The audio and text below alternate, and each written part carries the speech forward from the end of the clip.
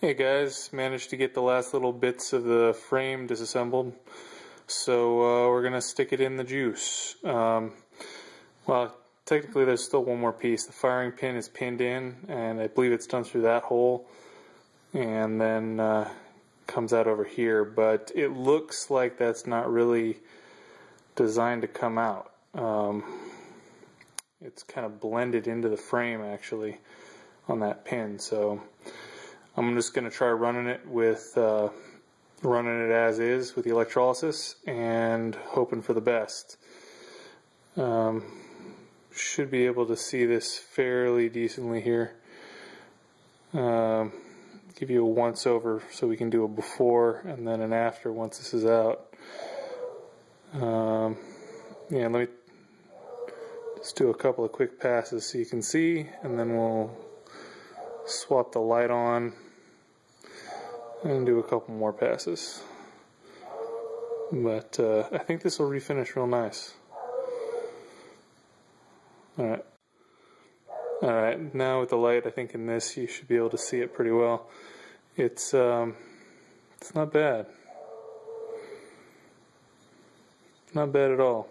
I think a lot of the stuff that looks like poor finish is actually a case of the existing finish being removed and a little bit being left behind. Not even really a whole lot of pitting. Not much in there at all. It's kind of remarkably good shape. Just messed up enough that I'm not going to feel guilty about giving her a complete refinish. Nothing really mechanically wrong.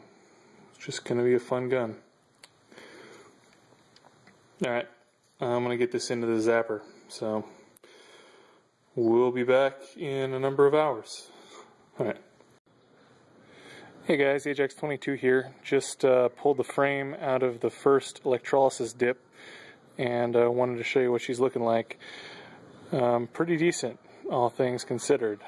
She basically just got run overnight and then cleaned up with a little bit of toothpaste just to get the black iron oxide knocked off. Yeah, definitely going to need another round. There's still quite a bit on the, I don't know if we can get this to focus, but there's quite a bit on the inside of this frame. Just in terms of discoloration, and inside it, it's a lot harder to knock the iron oxide out of the inside of these things, so some of that is probably going to have to get handled with the blast and park, but at least we'll have the rust itself neutralized. There was a little bit more inside this hole, rust-wise, that didn't get addressed, and I thought I saw some inside the trigger assembly, but it might have gotten off. All in all, the pitting is really not bad at all on this gun. If one was so inclined, it would be pretty straightforward to polish this and you know, return it to, you know, high polish blue. But I like parkerizing better, so that's what I'm doing. Anyway, she's looking real good, real clean. Pretty impressed, actually. I was expecting the electrolysis to be a little bit harsher on the frame than it has been. This has been really mild. I guess it's just because the corrosion wasn't bad at all on this gun. It was just cosmetically a little bit damaging, not functionally damaging. Part of it might have actually been that the process of the people trying to restore get rid of the rust and the pitting, and when they damaged the bluing they left behind actually made it look a lot worse than it was. Don't